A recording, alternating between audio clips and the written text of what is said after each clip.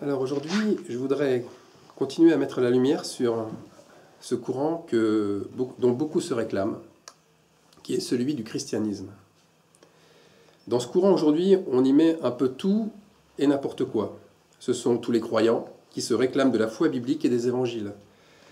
Et à l'intérieur, bien sûr, nous avons une foule de dénominations religieuses qui finissent souvent par isme, c'est-à-dire le catholicisme, le protestantisme, l'évangélisme, le méthodisme, le baptisme, pentecôtisme, calvinisme, luthérianisme, adventisme, anglicanisme, branhamisme, mormonisme, etc., etc., etc. Il y en a encore beaucoup d'autres.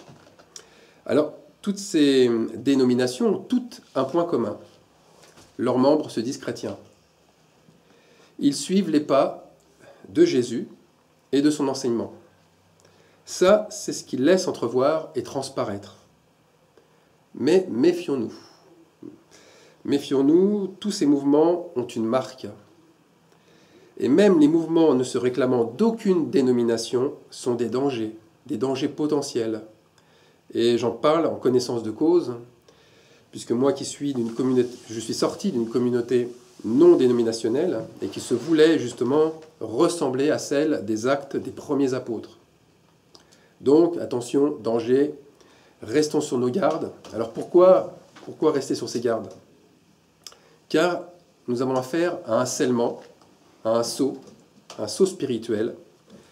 Et ce scellement n'est pas celui du Saint-Esprit, c'est celui de la bête, de cet animal qui est évoqué dans l'Apocalypse de Jean, qui se cache d'ailleurs derrière plusieurs noms.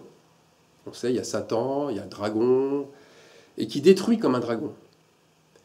Alors cette bête, elle possède plusieurs puissances, de multiples puissances, que la Bible appelle des cornes. C'est une bête à 10 cornes. Apocalypse 13:1 nous dit « Puis je vis monter de la mer une bête qui avait 10 cornes. » La corne qui nous intéresse aujourd'hui, plus particulièrement, c'est la 3e corne. C'est celle de la séduction. Alors je fais juste un tout petit rappel par rapport aux cornes précédentes. La première corne, c'était celle de l'oppresseur, de l'oppression. C'est l'esprit d'Égypte. Égypte signifie en grec double oppresseur. Et on a bien cette double fourchette qui est à la fois la peur et la guerre. Et au niveau mondial, on sait qu'actuellement, cet esprit d'Égypte est vraiment en pleine manifestation avec Daesh. La deuxième corne, c'est celle de Mammon. Mammon, c'est l'esprit de richesse. C'est l'argent qui mène le monde. On le voit avec tous ces empires financiers qui gouvernent le monde actuellement. Alors, l'esprit de séduction, qui est la 3e corne. En grec, il y a plusieurs noms qui s'apparentent à séduction. Il y a apathé, mais il y a surtout plané, planet. Planet, ça veut dire tromper, mais ça veut dire tromper dans le sens de s'égarer, d'avoir créé une imposture. Et c'est la corne religieuse, celle de l'usurpation. Et usurper, c'est en fait s'approprier par ruse, par fraude ou par violence une chose à laquelle on n'a pas le droit. C'est prendre indûment la place de quelque chose ou de quelqu'un. Alors là, on a bien entendu la religion qui a remplacé Christ. Vicaire du Christ. En latin, ça se dit vicarius filii Dei, c'est-à-dire vicaire, fils de Dieu. Et donc ça veut bien dire remplacer le Fils de Dieu. Et la somme de ce chiffre, la somme des lettres qui constituent vicarius filii Dei, c'est un chiffre romain, c'est une totalité qui fait 666, puisqu'en fait on sait que le V fait 50, que le C vaut 100, etc. Chaque lettre vaut donc un chiffre, et en faisant la somme, on arrive à 666. C'est pas un hasard, c'est que en premier, bien sûr, on a le catholicisme, dont le pape est le chef des catholiques, et qui fédère l'œcuménisme. Et cet œcuménisme amène la séduction avec cette entité. Les autres religions, par la séduction, sont amenées à adopter une partie de sa doctrine. Ça les amène même à se prostituer spirituellement, en adoptant des rites, en adoptant des doctrines, une manière de faire qui sont identiques. Et donc, en fait, c'est copier les uns sur les autres. Ils se copient les uns aux autres, toutes ces dénominations. Le catholicisme, c'est la mère des prostituées. Les filles sont toutes ces dénominations. Elles forment ce qu'on appelle la Babylone spirituelle. Alors, le catholicisme est la première religion à être sortie des assemblées. Si on se souvient, avec Constantin, et même avant Constantin, on a vraiment cette nouvelle religion qui émane de la vraie assemblée des premiers chrétiens. Et cette religion donc adopte des rites issus du paganisme. On a une référence qui est très, très significative avec le livre de Franck Viola, Le christianisme paganisé. Pareil, il faut aller le lire, il faut aller le prendre sur Internet. Très, très intéressant de voir comment le paganisme s'est mis dans le christianisme et vice-versa. Donc les exemples foisonnent dans toutes les religions. L'organisation, elle est la même partout. On a un clergé qui dirige et qui contrôle des laïcs. C'est une élite qui enseigne des incultes. Toujours ce côté vertical. Les meilleurs et puis ceux qui ont besoin des autres. Un enseignant donc qui est spécialiste, qu'il soit curé, qu'il soit abbé, prêtre, évêque, pasteur, révérend. Cet enseignant est sélectionné par l'organisation mère au moyen d'un diplôme, d'un titre, d'un certificat. Et il est reconnu comme amenant la nourriture spirituelle. Alors bien entendu, on a différentes manières d'amener la nourriture spirituelle, par une homélie, par un sermon, par un culte, une prédication, un prêche, etc. etc. On a aussi un enseignement qui est apporté de façon frontale, donc directement en face des laïcs, et de manière verticale aussi. Et surtout, cet enseignement est apporté d'une manière non collégiale, c'est-à-dire que c'est un enseignement qui n'est pas discuté avec les frères et les sœurs qui composent en fait l'assemblée, alors qu'au départ, c'est ce qui était. Donc on a un bâtiment qui est présenté aussi comme étant l'église, alors qu'on sait que l'assemblée, c'est ecclésia en grec, et l'assemblée, c'est pas le bâtiment, c'est les membres qui la composent. On a un système de collecte de l'argent qui rend obligatoire les dons. On a remplacé l'offrande véritable, qui est destinée en premier aux besoins de ses membres, et on l'a mis au service d'une élite. On a aussi un clergé qui décide seul du rôle et de la place de ses apôtres. Alors qu'on le voit dans les actes des apôtres, c'est les membres de l'Église qui décident de qui est l'apôtre et de ce que vont faire les apôtres. Donc le pouvoir aussi surnaturel est accordé aux rites. Regardez l'hostie, la Sainte Seine, la communion, le repas du Seigneur. Tous ces rites sont devenus des choses surnaturelles. On a vu avec le pouvoir de bénir ou le pouvoir de maudire, selon qu'on prend le rite ou on ne le prend pas, ou on le prend avec un mauvais cœur, etc. De même, le baptême d'eau, c'est pareil. Le baptême d'eau est devenu le rite qui sauve. Si on n'est pas baptisé d'eau, on n'est pas sauvé, etc., etc. Tout ça, c'est du paganisme dans le christianisme. Alors déjà, le mot chrétien devrait faire vomir ceux qui s'en réclament. Chrétien, c'est en grec christianos. Et ça ne signifie pas disciple de Christ ou suivre Christ. Dans le sens littéraire, chrétien veut dire petit Christ. Donc petit oint. Cela veut dire que si vous êtes chrétien, c'est que vous êtes qu'en partie seulement oint. C'est vraiment une aberration. C'est même plus, c'est un blasphème qui est fait au Seigneur en premier. C'est une insulte. Ça voudrait dire que Dieu ne donnerait qu'une petite partie de son esprit, de son Saint-Esprit. Ça voudrait dire que lorsque l'on est baptisé par le Saint-Esprit, baptisé qui veut dire baptizo, c'est-à-dire qu'on n'est pas, et baptizo signifie immergé complètement, mais surtout définitivement. C'est-à-dire que là, non, on n'est pas immergé définitivement. Il va falloir passer par plusieurs baptêmes pour recevoir la totalité de l'onction. Donc là, vraiment, on est dans du mensonge. On est dans même de l'usurpation d'identité. On parlait tout à l'heure de la corne de séduction qui est une usurpation. Et c'est vraiment ça. Alors historiquement, si on revient d'un point de vue historique, c'est à Antioche que les croyants ont été appelés chrétiens pour la première fois. On lit ça dans Actes 11, 26. Et cette appellation, elle est donc très méprisante. C'était un surnom moqueur et très réducteur. Jamais les croyants de l'époque de l'époque de Paul ne se nommaient comme cela entre eux. Jamais. Chrétien ne figure que dans une seule épître, celle de Pierre. On la trouve 2 fois dans les Actes des Apôtres, une seule fois dans l'épître de Pierre. Pierre, il en parle dans 1 Pierre 4,16. Et il en parle pour désigner la souffrance de se voir amalgamé à un groupe religieux. Pierre encourage les croyants qui souffrent à cause de cette étiquette qu'on leur a mis, cette étiquette de chrétien, à ne pas en avoir honte, et même à glorifier Dieu de cette injustice. Car, il le dit, Dieu amènera lui-même tout en jugement. C'est-à-dire qu'en fait, on verra à la fin qui est chrétien et qui ne l'est pas. Au départ, donc, ce sont des incroyants qui les appelaient ainsi pour les distinguer, notamment des hébraïques, c'est-à-dire des circoncis, ceux de la Judée. Les croyants qui se réfèrent en fait à la loi de Moïse. Alors attention, on a là aussi, les croyants de la loi de Moïse, on ne les appelait pas des juifs, on les appelait des judéens. C'est longtemps après, plusieurs siècles après, que les judéens hébraïques se sont fait appeler juifs. Alors on pourrait dire, bon, c'est vrai, juifs, chrétiens, après tout, ce sont que des appellations, et ce n'est pas si grave que ça. Ce qui compte, c'est que l'on soit fidèle à l'enseignement de Jésus-Christ.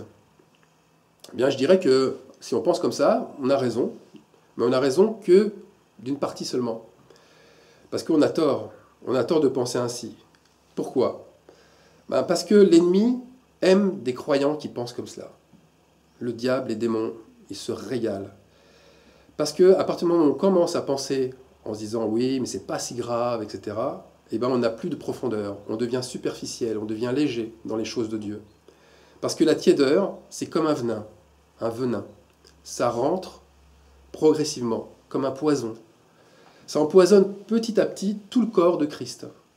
Et je rappelle, le corps de Christ, c'est l'Église. Et ce corps devient progressivement mort. Les membres deviennent morts et tout le corps devient mort. Alors la chair, elle commence de manière très insignifiante à laisser rentrer des désirs qui sont contraires à ceux de l'esprit. Toujours par des petits compromis. Ce sont des petits compromis iniques que l'on fait et qui se rajoutent les uns aux autres. Alors que voulait vraiment Jésus ? Que voulait-il faire, lui ? Est-ce qu'il voulait faire des petits Christ ? Eh bien, non. Il le dit clairement. On le trouve vraiment clairement énoncé dans un passage que nous, on connaît très bien, qui est peut-être moins connu dans les milieux chrétiens, parce que l'on peut dire chrétien. C'est Luc 14, 33. Je vous le lis, Luc 14, 33.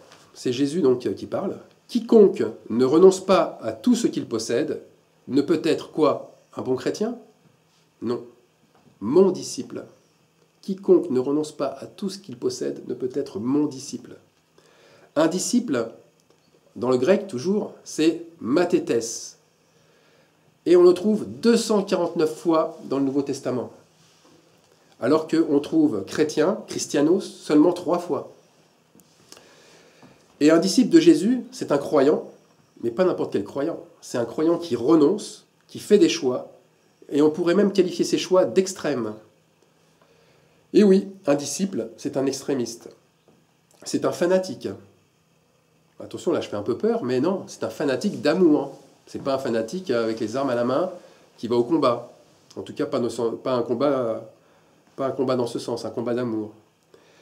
Alors, est-ce que vous connaissez beaucoup de croyants qui ont pratiqué Luc 14, 33, qui ont renoncé à tout ce qu'ils possèdent pour suivre Jésus ?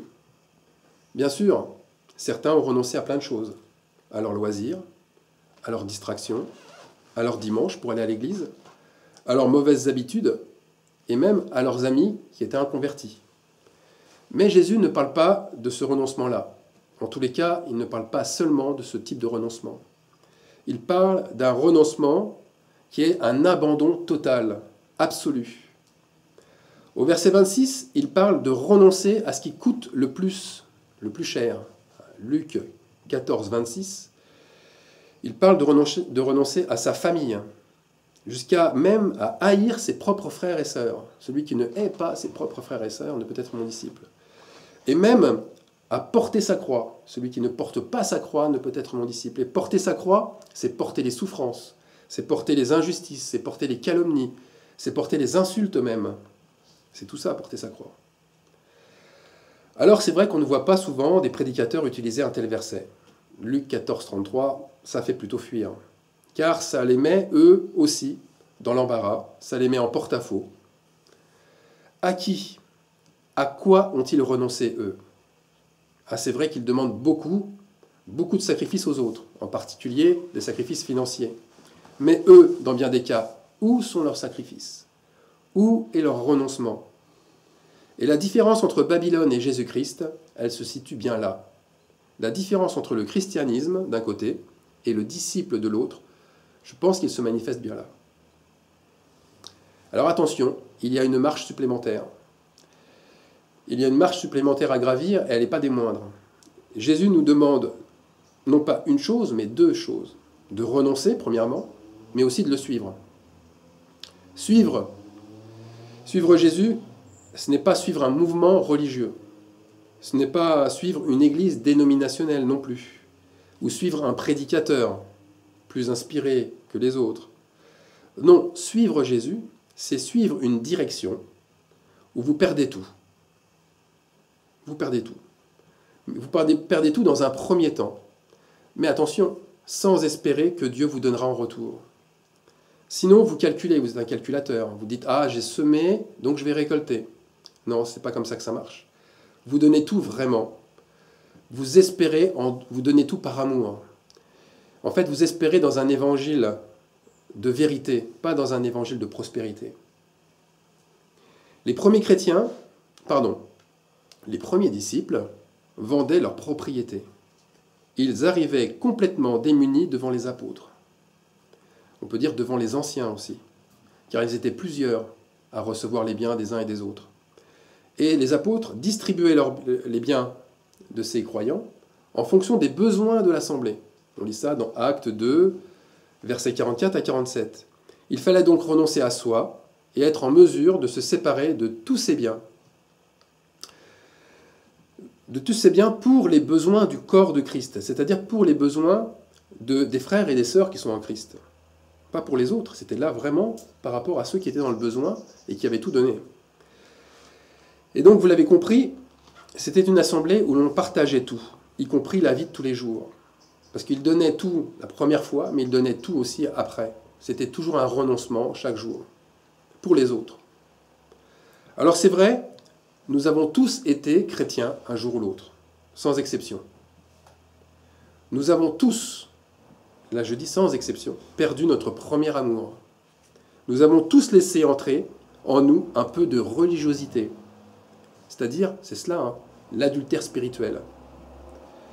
Il ne faut pas se voiler ce constat, c'est la vérité, et ça n'enlèvera pas ce qui s'est passé. C'est comme le fait que nous étions tous des pécheurs et que nous étions tous privés de la gloire de Dieu. Cela prouve encore une fois que nous avons encore besoin d'un sauveur dans notre vie. Pas seulement au début pour nous laver de nos péchés, mais encore pour venir nous prendre là où nous nous sommes égarés. Donc Jésus vient sauver premièrement le pécheur, mais aussi celui qui est adultère, le chrétien. Le chrétien est un adultère. Et si vous ne vous êtes jamais égaré, vous pouvez me jeter la première pierre. Aucun problème. Moi aussi, je me suis égaré, comme tout le monde. On n'a pas à se glorifier de ça.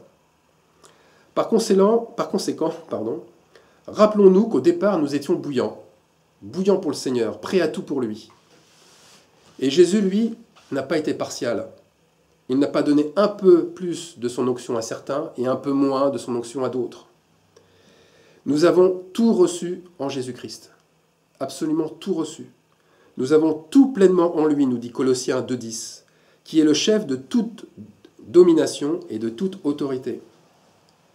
Mais alors on pourrait se dire, pourquoi certains manifestent-ils plus de dons spirituels que d'autres? Qu'est-ce qui s'est passé? Je vais vous donner une petite image, très simple, pour comprendre les choses. C'est comme avec une eau que l'on fait chauffer. Nous avons en fait baissé le feu et retiré le couvercle. Et là, l'eau est devenue tiède. L'eau de la casserole est devenue tiède.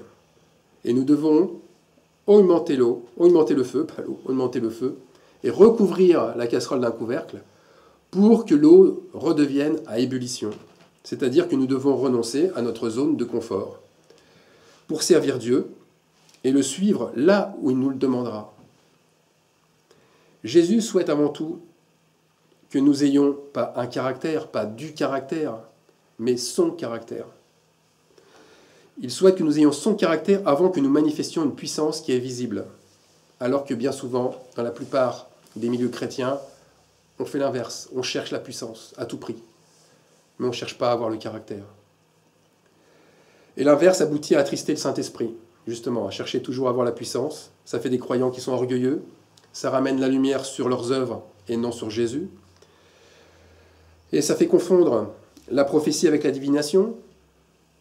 Ça fait qu'on a des croyants qui confondent le Saint-Esprit avec la connaissance intellectuelle, la doctrine avec la révélation, et qui mettent leur confiance dans ceux qui exercent des miracles plutôt que dans ceux qui exercent et qui montrent un amour véritable, c'est-à-dire l'amour agapé, l'amour agapéo. Donc Jésus veut faire de nous des Christ comme lui, à 100%. On connaît tous ce passage dans la Bible, « Soyez parfaits comme votre Père Céleste est parfait ». On le dit un petit peu à tout vent, mais ce n'est pas un idéal, c'est pas un idéal à atteindre. C'est ici-bas, sur cette terre, que nous l'atteignons. C'est un niveau de maturité, c'est un accomplissement du disciple. Alors je vais paraphraser un autre passage des Écritures qui est 1 Corinthiens 13,10. Et ce passage dit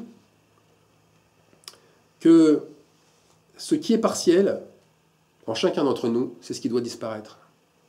Ce qui est partiel. Pourquoi ça doit disparaître? Au profit de ce qui est total et parfait. Et ce qui est partiel, c'est ce qui est du domaine du chrétien, du christianisme. Ça doit disparaître. Les prophéties à ce moment-là prendront fin. Les langues cesseront. La connaissance disparaîtra. Non pas parce que nous allons recevoir quelque chose de nouveau, quelque chose d'exceptionnel, quelque chose de meilleur. Non pas parce que Jésus va revenir d'une manière extérieure à nous. Jésus revient, ça c'est sûr. Ça c'est évident. Mais il revient à l'intérieur du croyant, à l'intérieur du disciple accompli, qui sera comme son maître. Jésus revient par le Saint-Esprit et par aucune autre forme ou apparition quelconque. Croire qu'il revient par une apparition quelconque, c'est de la religion, c'est du christianisme. Ce sont des pensées séductrices qui proviennent de la troisième corne du diable. Et là, j'affirme les choses. Cette troisième corne du diable, elle a amené un faux enseignement, celui de croire que Jésus ressuscité en chair revient parmi nous. Jésus l'a dit dans Jean 16, 7. Jésus l'a dit lui-même. Cependant, je vous dis la vérité. C'est Jésus qui parle. Il vous est avantageux que je m'en aille. Car si je ne m'en vais pas, le Consolateur, c'est-à-dire le Saint-Esprit, ne viendra pas vers vous. Mais si je m'en vais, je vous l'enverrai. Donc ceux qui sont nés d'en haut, ceux qui ont reçu le Saint-Esprit, doivent refaire briller le diamant qu'ils ont reçu. Ils n'en ressembleront pas à d'autres. Ils ne ressembleront pas à quelque chose de différent. En d'autres mots, et là je vous demande de bien écouter, ils doivent faire revenir Jésus en eux. On doit faire revenir Jésus en soi. Jésus nous a dit la vérité. Alors nous devons arrêter de croire aux fables. Et comme le dit très justement Paul au verset 12 de 1 Corinthiens 13, 12, faisons disparaître ce qui est de l'enfant, afin de connaître comme nous avons été connus. C'est-à-dire comme étant semblables en tout point à lui. Si nous sommes de sa nature, nous sommes aussi comme lui. Un chêne a exactement les mêmes propriétés qu'un autre chêne. Eh bien, il en est de même entre Jésus et un disciple accompli. C'est exactement pareil. Alors, c'est vrai, Jésus nous annonce les choses, mais il ne nous force pas. Il invite chacun à s'asseoir et à réfléchir sur sa volonté à construire avec lui, c'est-à-dire sur sa capacité à tout abandonner pour lui. Luc 14, 28. toujours dans ce chapitre 14. Voilà ce que dit Jésus. Car lequel de vous, s'il veut bâtir une tour, ne s'assied d'abord pour calculer la dépense et voir s'il a de quoi la terminer. Et là, c'est important. De peur qu'après avoir posé les fondements, on verra après ce que ça veut dire, de peur qu'après avoir posé les fondements, il ne puisse l'achever et que tous ceux qui le verront ne se mettent à le railler en disant « Cet homme a commencé à bâtir et il n'a pu achever, il n'a pu terminer. » Alors, posez les fondements. Bien sûr, ce sont les fondements de la foi, mais lesquels exactement? Lesquels en particulier? Eh bien, il y a 3 fondements à poser.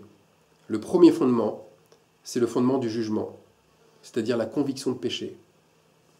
Le deuxième fondement, c'est le fondement de la repentance, avec son fruit, la conversion.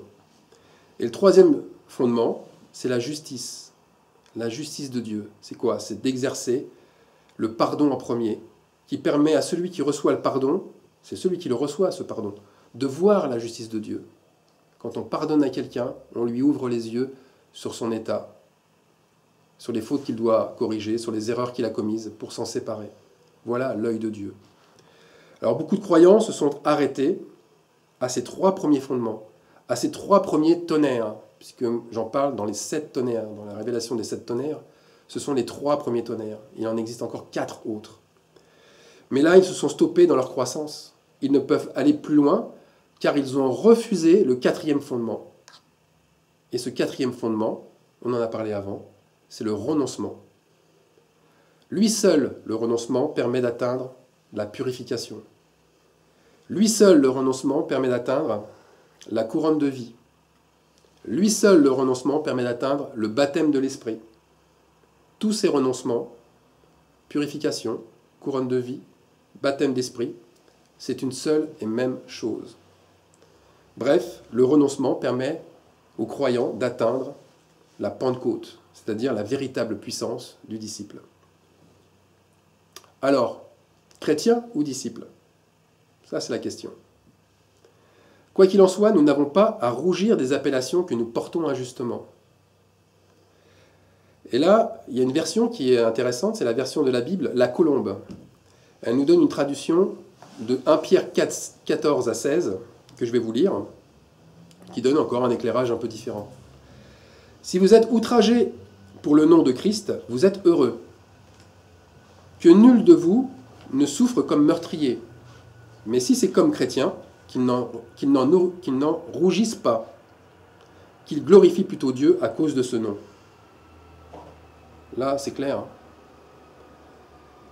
On est outragé pour le nom de Dieu, mais en même temps, on peut être outragé pour le nom de chrétien, mais on n'a pas à rougir, on n'a pas à vouloir dire « mais non, je ne suis pas chrétien, je suis un disciple, etc. » Nous avons, c'est vrai, été salis par ce nom. Nous avons, c'est vrai, subi des injustices, mais cet amalgame, elle est faite pour tous, pour les vrais croyants comme pour les soi-disant croyants. Et si on s'offusque de cela, si on est blessé par le fait qu'on nous traite de chrétiens et qu'on nous assimile en fait à une secte, puisque le christianisme, on peut dire, c'est la plus grande secte qui existe, eh bien, pensez à l'apôtre Pierre, pensez à l'apôtre Paul, qui eux aussi ont subi la tête haute toute cette injustice. Car c'est ainsi que l'on participe aussi aux souffrances de Christ. Par conséquent, cette distinction entre chrétien et disciple, eh bien, c'est au croyant lui seul de le faire. Et comment on doit le faire? Par sa vie, par sa consécration, en un mot, par son renoncement. Si notre véritable identité, c'est le Saint-Esprit, eh bien, c'est lui, le Saint-Esprit, qui montrera en chacun de nous qui nous sommes vraiment. Nous n'avons pas à convaincre avec nos paroles, avec nos arguments, aussi intelligents et persuasifs soient-ils, que c'est l'Esprit Saint qui nous anime. Nous avons simplement à être ce que l'on est. Alors c'est vrai, nous sommes entrés dans le temps, et on va aller même dans une chose un peu plus juste, dans la saison. Nous sommes entrés dans la saison où chacun doit choisir, où chacun doit décider entre être chrétien ou être disciple. Et 1 Pierre 4, 17 le précise bien, le jugement de Dieu est actuellement sur sa maison. Il n'y a plus de temps pour rester indécis. Il n'y a plus de temps pour s'attendre à ce que les autres ou la majorité vous poussent à aller dans un sens contraire, ou à attendre que le vent se mette à souffler différemment. C'est à chacun de prendre sa décision.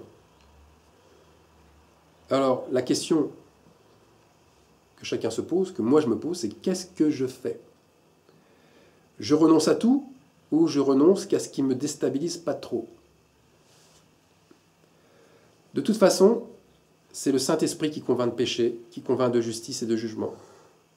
C'est lui et lui seul qui vous montre vos erreurs, qui vous montre ce qui est juste et ce qui est faux.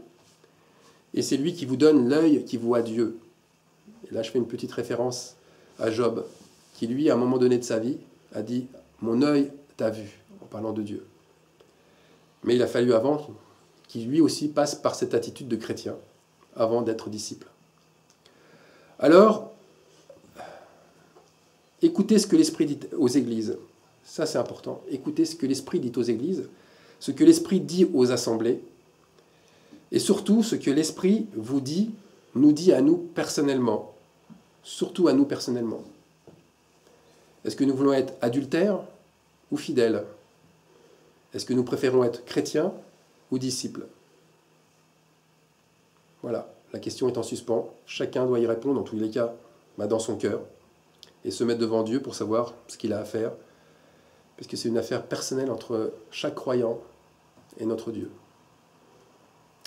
Bien Seigneur, je veux te prier pour ceux qui écoutent ce message, pour moi-même aussi. C'est vrai que nous devons tous nous mettre devant toi et savoir quoi faire dans notre vie pour être vraiment disciples et pour sortir de ce modèle adultère et tellement faux de ce modèle chrétien que nous avons reçu par transmission, que nous avons accepté aussi dans notre vie. Et merci Seigneur de nous en être délivrés. Merci Seigneur parce que c'est toi qui délivres, c'est toi qui ouvres les yeux, c'est toi qui nous permet d'avancer sur notre chemin. Je te prie mon Dieu afin que chaque personne soit claire vis-à-vis de toi, ouvre son cœur vis-à-vis de toi Seigneur pour savoir ce qu'elle a à faire réellement dans sa vie. Je te fais confiance Seigneur, je sais que c'est un temps, c'est une saison qui arrive et qui va être fructueuse pour chacun. Parce que tu es un Dieu sauveur, tu n'es pas venu pour condamner, tu es venu pour sauver. Et je sais qu'il y aura de nombreuses âmes qui vont être sauvées et qui sont en voie d'être purifiées par toi, par ton esprit. Merci pour les conséquences de cela, pour les conséquences de ce message qui vient de toi, j'en suis sûr. Merci mon Dieu. Amen. Amen.